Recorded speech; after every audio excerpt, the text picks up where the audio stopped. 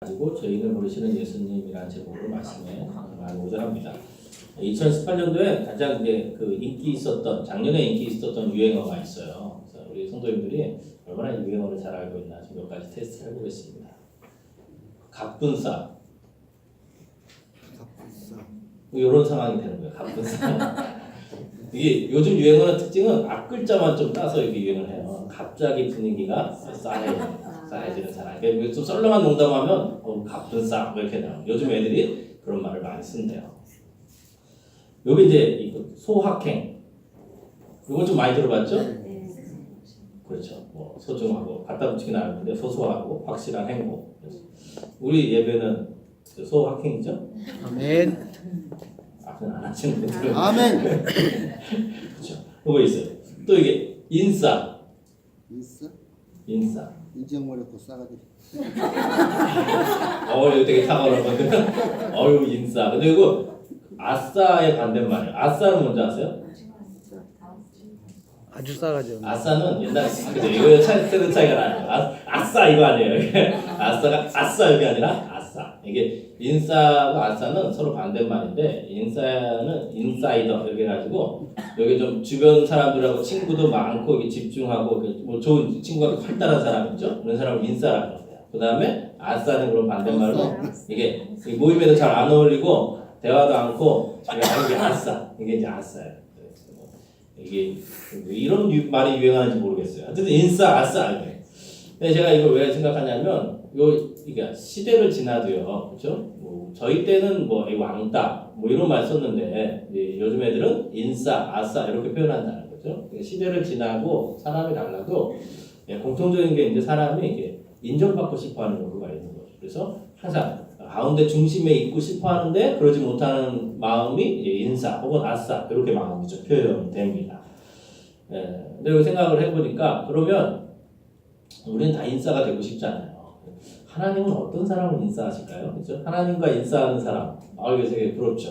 하나님은 어떤 사람을 이렇게 가까이 두실까요? 하나님이 볼 때 너는 내 인싸야. 뭐 이렇게 볼 때 하나님이 인싸하는 사람. 뭐 도덕적으로 탁월한 사람인지, 이념적으로 투철한 사람인지, 뭐 능력 있는 사람인지, 또 아까 뭐 싸가지 좋고 뭐 그런 사람인지, 하여튼 어떤 사람일까요? 우리가 사람의 관심을 받아도 그렇죠? 이렇게 기분이 좋잖아요. 인싸되면 기분이 좋고 막 세상을 다 얻은 것 같고 막 그렇다고 하는데 그러면 전능하신 하나님의 이 관심을 받으면 얼마나 우리가 더 좋을까요? 그렇죠? 오늘 이제 우리가 읽은 성경에 하나님의 관심을 받고 있는 한 사람이 나옵니다. 그것이 누구입니까? 13절에서 나타나 있는 것이죠. 14절 다시 한번 읽어보겠습니다. 시작. 또 지나가시다가 그에게 이르시되 나를 따르라 하시니 일어나 따르니라. 오늘 하나님의 관심을 받는 인사이더는 누굽니까? 알페의 아들 레위입니다. 이 직업이 무엇이냐면 세관에 앉아 있어요. 그러니까 세금을 걷는 우리로 따르면 세금 공무원 정도 됩니다. 이제 우리 지금 기준으로 굉장히 좋은 직업이죠. 근데 당시는 그렇게 좀 환영받지는 못했어요. 왜냐하면 당시는 이 세금을 로마에 의해서 고용되었습니다. 그러니까 유대인들에게 세금을 걷는 로마의 세금을 걷어서 로마에 갖다 주는 직무원이에요. 그러니까 일제 시대 때 세금 걷는 사람은 그렇게 환영받지 못했잖아요. 종족의 세금을 걷어다가 갖다 바치니까. 근데 또 요 당시의 특징은 뭐냐면 세금 액수가 정해져 있지 않아요.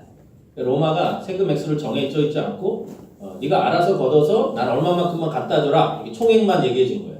그러니까 세금 징수를 5%든 10%든 하든 누구 마음이냐면 이 증손 마음인 거예요. 그러니까 이 증손이 마음만 먹으면 어떻게 되겠어요? 부자가 될 수 있는 거예요. 마음만 먹으면 부자 될 수 있고요. 세금을 내는 사람의 입장은 어떻습니까? 5%를 내든 10%를 내든 많아요. 그렇죠? 내는 사람이죠. 근데 그걸 누구한테 내야 돼요? 이 레위한테 내야 돼요. 그러니까 이 레위가 좋게 보일까요?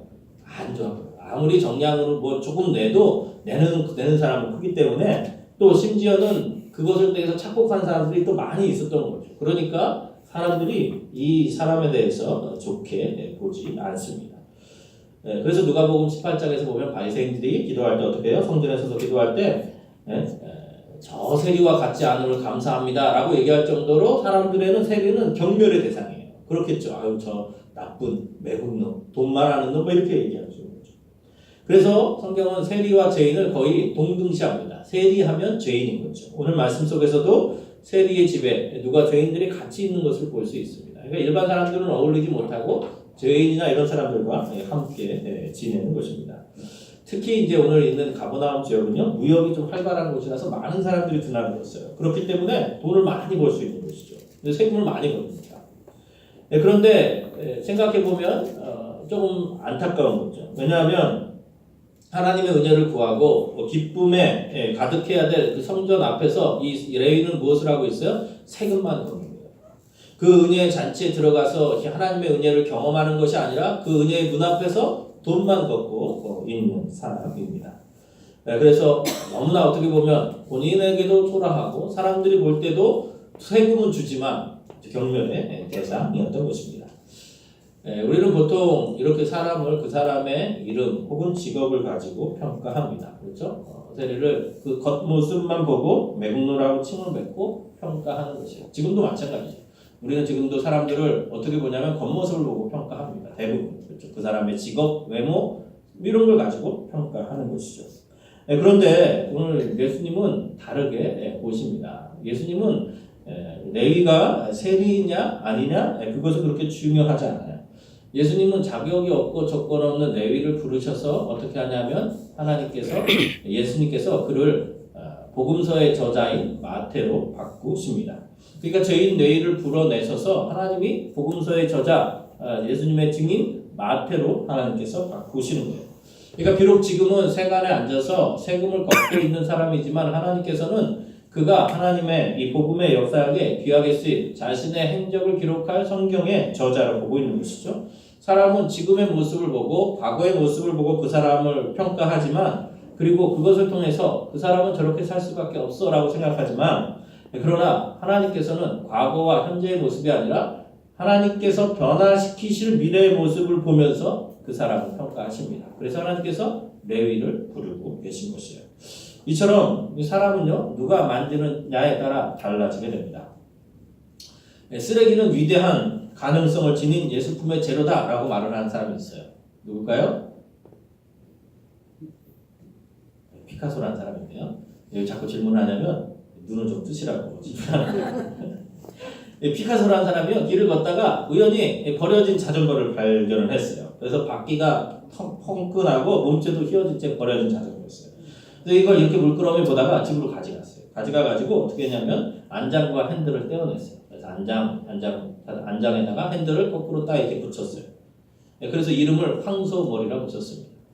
근데 그것이 피카소의 예술과 독창성을 가장 잘 드러낸 작품으로 평가됩니다. 그래서 1990년대에 300억에 팔려가지고 파리의 박물관에 보관이 되어 있다고 합니다.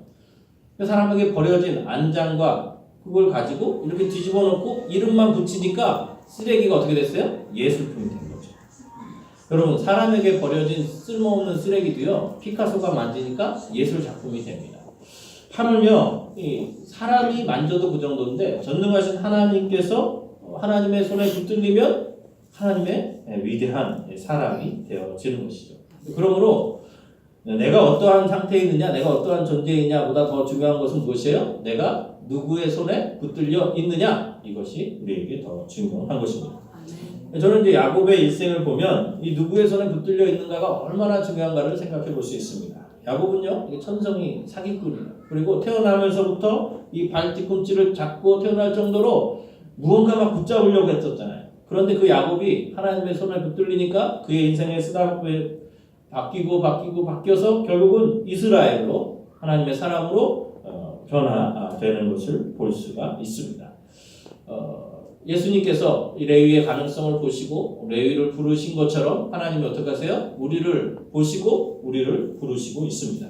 하나님은요 우리의 보이는 이 현실 눈에 보이는 이 지금의 모습이 아니라 하나님께서 완전하게 바꾸신 온전하게 바꾸신 그 영화로운 모습으로 우리를 보고 계신 것이죠. 하나님은 시공간에 제한이 없으시거든요. 우리 과거의 미래의 모습을 보면서 우리를 보고 계십니다.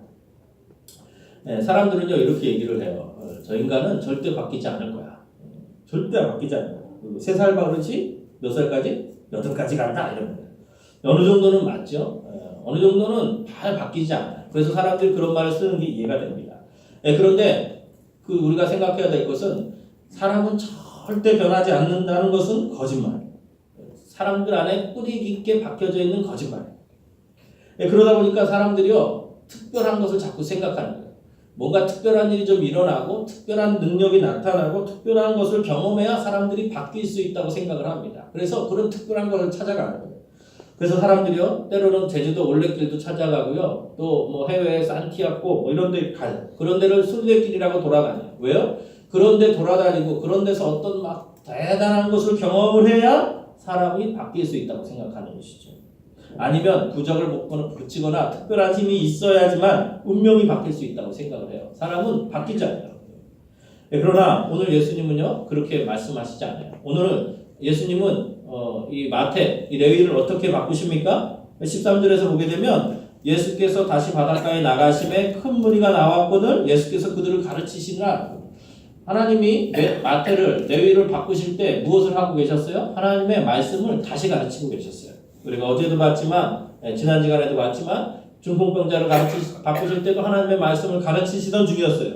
그리고 오늘도 다시 바닷가에 나와서 다시 하나님의 말씀을 가르치시다가 어떻게 해요? 레위를 보시고 나를 따르라 말씀하여 주시는 거예요. 레위는요 하나님의 말씀 한마디로 그의 인생이 바뀌게 됩니다. 예수님의 말씀 한마디가 들어가니까 한마디 말씀이라도 그의 심령에 새겨지니까 어떻게 돼요? 변화가 일어나는 거예요. 사람이 바뀌게 되는 거예요. 여기에 비밀이 있는 것입니다. 여기에 신비가 있는 것이에요. 어떤 특별한 장소에 가고 특별한 것을 경험해야지만 사람이 변화되는 것이 아니라 레위가 엄청난 기적을 보고 하나님의 말씀을 많이 듣고 엄청나게 성장하고 헌신해서 하나님의 그때 비로소 바뀌어지는 게 아니라 어떻게 해요? 하나님의 말씀이 그의 심령 가운데 들려지니까 새겨지니까 말씀 한마디가 바뀌어지는 거죠. 중풍병자도 마찬가지죠. 말씀 한마디가 그의 심령 가운데 들려지니까 바뀌어지는 것입니다. 오늘 우리에게도 마찬가지예요. 우리에게 이전까지 변화가 되지 않더라도요 하나님의 말씀이 우리 심령 가운데 들려지면 새겨지면 깨달아지면 붙잡혀지면 우리가 변화될 수 있습니다. 우리의 기도 제목들도 마찬가지예요. 바뀌지 않는 사람들도 마찬가지예요. 바뀌지 않는 환경들도 마찬가지예요. 하나님의 말씀이 어느 순간에 안 들리다가도 그 마음에 부딪혀서 깨어지게 되면 변화가 되어지는 것입니다. 그 말씀 한마디에 변화가 됩니다. 말씀이 능력입니다. 제가 이 이야기할 때마다 생각나는 사람이 있어요. 제 친구 간사인데요. 제 친구가 CCC에서 간사가 됐습니다. 간사가 돼가지고 지금은 또 선교사로 나가 있는 친구가 있어요. 그 친구가 하나님 앞에 어떻게 처음에 헌신했냐면 여름 수련회 때 우리 여름에 10,000명이 모이는 집회가 있어요. 거기에 이렇게 가서 하는데 오늘처럼 날씨도 따뜻하고 이러니까 졸음이 많이 옵니다. 그래서 이렇게 꾸벅꾸벅 졸고 있었어요. 김중근 목사님께서 설교를 마지막에 하실 때 자 여러분 CCC 간사로 헌신하실 분 일어나세요. 그랬어요. 다 일어나세요. 이렇게 하니까 자다가 그 소리에 깜짝 놀래가지고 어떻게 했어요? 일어났어요. 일어나서 눈을 떠보니까 자기가 지금 헌신하고 있는 거예요. 여러분 CCC 간사가 되기로 마음 결정하셨죠? 어떻게 해? 네, 막 그렇게 된 거죠. 근데 졸업을 하는데도 그 말이 마음속에 계속 생각이 되는 거예요. 아, 내가 헌신했지. 내가 헌신했지. 그래가지고 자다가 일어나서 간사로 헌신해서 지금까지 선교사로 살아가고 있는 사람이 있습니다. 자다가도 조심해야 돼. 잠깐 앉아 계셔야 돼. 자다가 말씀 들어도 하나님의 은혜인 거예요. 사실 우리도 마찬가지잖아요. 하나님의 말씀을 꽉 다 듣고 100%다 이해해야 헌신하는 게 아니라 어때요? 때로는 말씀 한마디, 때로는 한 구절, 한 절이 들리고 그때 되어서 하나님의 역사는 일어나게 됩니다. 중요한 것은 내가 어떻게 변화되는 것 이전에 하나님께서 예수님께서 우리를 불러주시는 것이죠. 그리고 말씀하시는 건 어떻게 해요? 나를 따라 오너라.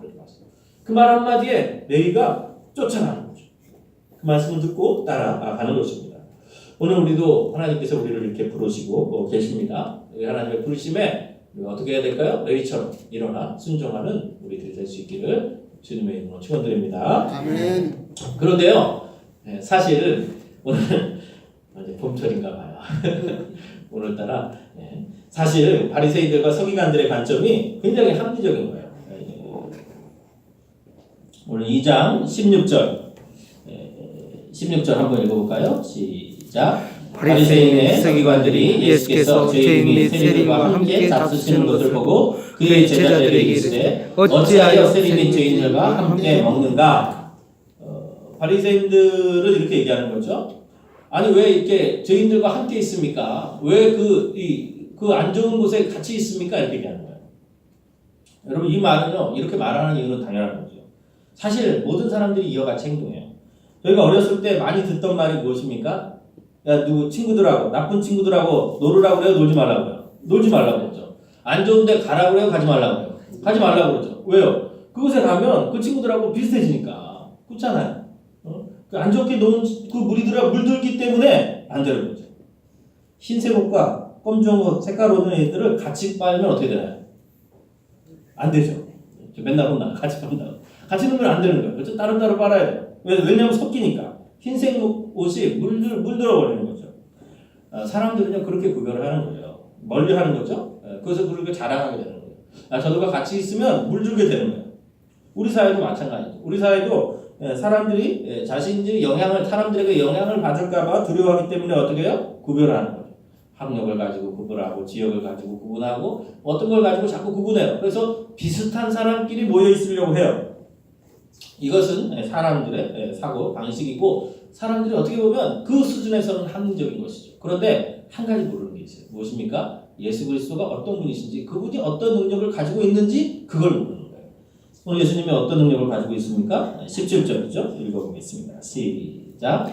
예수께서 들으시고 그들에게 이르시되 건강한 자에게는 의사가 쓸데없고 병든 자에게는 쓸데있느니라. 나는 의인을 부르러 온 것이 아니요 죄인을 부르러 왔노라 하신다. 아멘. 그분이 몰랐던 것은 뭐예요? 그분이 누구신지 예수 그리스도가 왜 이 땅 가운데 오셨는지 그분이 무슨 일을 하시는지를 모르는 거예요. 그분의 목적을 모르는 것이죠. 보통은 더러운 데 가면 오염이 되지만 그분이 만지시면 어떻게 돼요? 오염된 것이 회복이 되는 것이죠. 죽음이 생명으로 바뀌는 것이에요. 열명이 떠나가고요. 더러운 것이 깨끗하게 되어지는 것이에요. 이것을 알면 이 예수님이 이 땅 가운데 오셔서 그 일을 행하러 오셨다는 것을 알지 못했기 때문에 이렇게 행동을 하고 있습니다. 우리들은 그렇죠. 우리들은 그래서 능력이 많은 사람들을 좋아합니다. 그렇죠. 어디를 가든지 능력이 있는 사람들을 따르고 그 사람 밑에 있으려고 해요. 뭔가 부족해 보이는 사람들, 연약해 있는 사람들에게 가까이 하지 않으려고 그러죠. 그래서 사람들도요, 자신이 능력 있어 보이기를 원합니다. 젊어 보이기 위해서요, 나이가 들어도 어떻게 돼요? 운동도 열심히 해요. 막 주사도 많이 나요. 그래서 얼굴을 좀 더 많이 피려고 해요. 사람들은 사회는 점점 더 건강하고 능력 있고 구별되는 사람을 원합니다. 그러다 보니까 그 기준에 도달하지 못하면 나보자로 분류되고 버림을 받게 됩니다. 그래서 사람들은 겉모습이라도 건강해 보이려고 하죠. 문제가 없는 것처럼 보이려요. 자신의 연약함, 고통이 드러나면 손가락질 당할까봐 늘 숨기려고 합니다. 그래서 병든 요소를 최대한 숨기고 건강한 척 이렇게 하죠. 그런데 실제로 내면을 들어보면 내면에 병들지 않은 사람이 없는 것이에요. 오직 건강하고 능력 있는 사람만 찾는 그 사회 속에서는요, 병든 인생들은요, 남모를 그 아픔들을요 가슴 깊이 묻고 살아갈 수밖에 없는 것입니다. 그래서 사람들이 그것 때문에 서로를 심판하는 것이죠. 서로에 대해서 정죄하는 것이에요. 때로는 교회 안에서도 볼 수 있는 거죠. 사람들을 때로는 정죄하고 비난하고 그러면서도 자신을 아닌 척 포장하기도 합니다.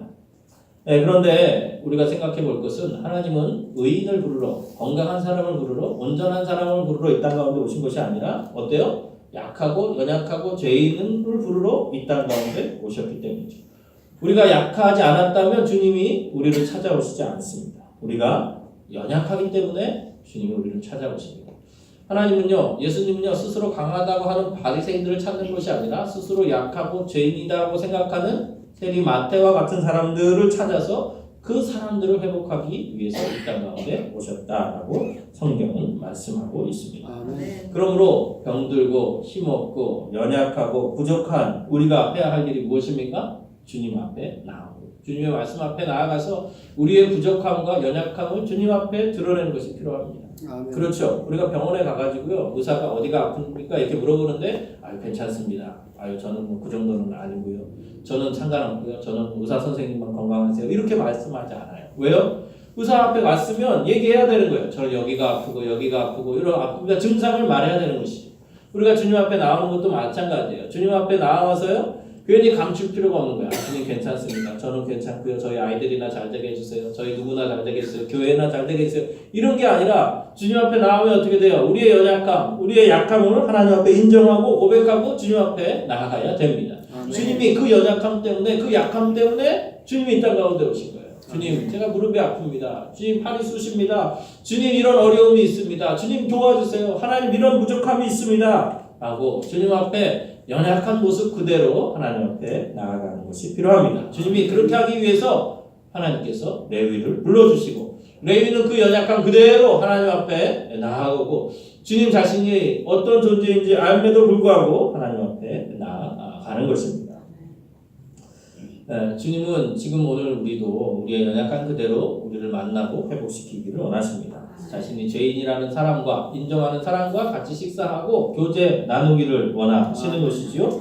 그 사람과 함께 하기를 원하십니다. 요한계시록 3장 20절에서 성경은 이렇게 말씀합니다. 볼지어다 내가 문 밖에 서서 두드리노니 누구든지 내 음성을 듣고 문을 열면 내가 그에게로 들어가 그로 더불어 먹고 그는 나와 더불어 먹으리라. 성경은 말씀하시죠. 문을 열면 나와 더불어 먹겠다라고 말씀하는 거예요. 요한계시록 3장 20절은요, 에베소 교회 성도들에게 주시는 말씀이에요. 얘들아, 문을 열어서 나와 교제하자. 나와 더불어 같이 밥 한번 먹자. 주님이 말씀하여 주시는 것입니다. 하나님 앞에 이 마음으로, 이 고백으로 우리가 다 같이 나아가기를 원합니다. 우리의 삶에 있어서 한순간 하루하루 나아갈 때 우리의 부족함과 연약함 때문에 포장하고 덮어두고 하나님 앞에 나아가는 것이 아니라, 때로는 부끄럽고 연약하고 힘이 없지만 그 모습 그대로 하나님 앞에 나아가서 하나님과 교제하고 대화하는 그 풍성한 삶들을 살아가기를 원합니다. 아멘. 주님께서 우리에게 요구하여 주시는 것은 아무것도 없습니다. 오늘 레위를 부르실 때 하나님이 레위에게 너 잘못을 회개하고 너 다른 것 다 하고 뭐 이런 거 하는 것 다 회개하고 말하는 것이 아니라 나를 따라오너라 이렇게 말합니다. 그 한마디에 레위는 그 모든 것을 가지고 주님 앞에 나아가는 것입니다. 오늘 우리도 이 주님의 부르심 앞에서 믿음으로 반응하며 나아가기를 주님의 이름으로 축원드립니다. 아멘. 이렇게 예수님의 부르심에 응답하는 사람들은 어떤 반응을 보이느냐? 오늘 15절의 반응을 보이게 됩니다. 15절 한번 읽어볼까요? 시작. 그의 집에 앉아 잡수실 때 많은 세리와 죄인들이 예수와 그의 제자들과 함께 앉았으니 이는 그러한 사람들이 많이 있어서 예수를 따르니라. 아멘. 어떻게 하고 있습니까? 그는 세리의 자리에서 일어나 예수님을 쫓아갑니다. 그러나 그것으로 끝나는 것이 아니라 그의 집에 같이 앉아 식사를 할 때 누구랑 같이 있어요? 세리와 세인들, 다른 죄인들과 함께 같이 모여서 예수를 많이 따르고 있는 것을 볼 수가 있습니다. 결국 우리는 이것을 통해서 이 레위가 이 하나님과 예수님과 함께 식사하면서 그의 같은 친구들과 함께 같이 기뻐하면서 즐거워하는 이 식탁 교제를 나누는 것을 볼 수가 있습니다. 생각을 해보십시오. 지금 누가 감히 하나님의 아들과 이 식탁 교제를 할 수가 있겠습니까? 근데 오늘 레위와 세리와 죄인들이 같이 모여서 하나님과 교제를 나누고 있습니다. 신문을 보니까 세계의 유명 인사, 유명한 그 학자, 이런 사람과 함께 밥 한 끼 먹기 위해서요, 우리나라 돈으로 수천만 원, 수억을 내고 기다린다고 해요. 투자의 대가요. 어떤 사람을 하기 위해서 몇백만 원씩 내고 밥 한 끼 먹으면서, 그때 밥 먹으면서 이런저런 도움을 얻으려고. 하다못해요, 우리가 대학병원 의사한테 특집 맡으려고 해도요, 몇 달을 기다려야 됩니다. 그렇죠? 좋은 의사 맡으려면 몇 달을 기다려야 돼요. 그런데 하물며 이 하나님의 아들, 하나님과 함께 식탁 교제를 나누는데 그 기준으로는 얼마나 까다롭겠습니까? 그 자격으로는 안 되는 것이죠. 그러나 우리의 주님의 기준은 무엇입니까? 죄인을 고백하는, 하나님의 부르심에 믿음으로 응답하는 그 한 사람, 그런 자격이라면 누구든지 어느 때든지 이 하나님의 아들과 식탁 교제를 나눌 수 있는 것입니다. 이것을 안다면 어떻게 해요? 하나님 앞에 기쁨으로 나아가는 것이고요. 나뿐만이 아니라 어떻게 해요? 주위에 나와 같은 죄인들을 함께 데리고 가서 같이 식사를 나누는 것이죠. 아멘. 레위의 집에 가서요, 레위와 함께 마시면서 식사하시면서 예수님이 혼자 있어라, 너 혼자만 와, 이런 게 아니라 같이 모여서 식탁 교제를 나누게 됩니다. 그래서 우리가 복음을 전한다는 것, 이것은 사실 그렇게 어려운 일이 아니에요. 복음을 전하는 것은 여러분들에게 거창한 것을 설명하는 것이 아닙니다. 거창한 것을 제시하는 게 아니라 어떻게 해야 될까요? 같이 친구와 이웃과 밥 한 번 먹는 거죠. 그렇죠? 같이 식사 한 번 하는 거예요. 식탁 교제를 나누는 거예요. 그러면서 내 안에 있는 하나님의 은혜를 같이 이야기하는 것이죠. 사실 내 안에 하나님의 은혜가 있으면 같이 모여서 밥 먹을 때도 즐겁고 그것 때문에 달라지거든요. 너 얼굴이 많이 좋아졌다? 왜 그래? 아유, 내가 요즘 예수 믿는 게 기뻐서 그래. 이 한마디가 복음을 전하는 것이고 그 하나님의 은혜를 같이 나누는 것입니다. 바라기는 우리에게 이런 좀 식탁 교제의 기쁨이 있기를 원합니다. 이 복음을 나누는 시간이 되어지기를 원합니다. 아멘. 주님이 나를 위하여 대속됨을 되어 주심에 대한 깊은 감사가 우리의 고백 속에 있고 그 고백과 함께 이 복음의 기쁨을 나누는 이 기쁨의 잔치를 우리 같이 나눌 수 있기를 바랍니다.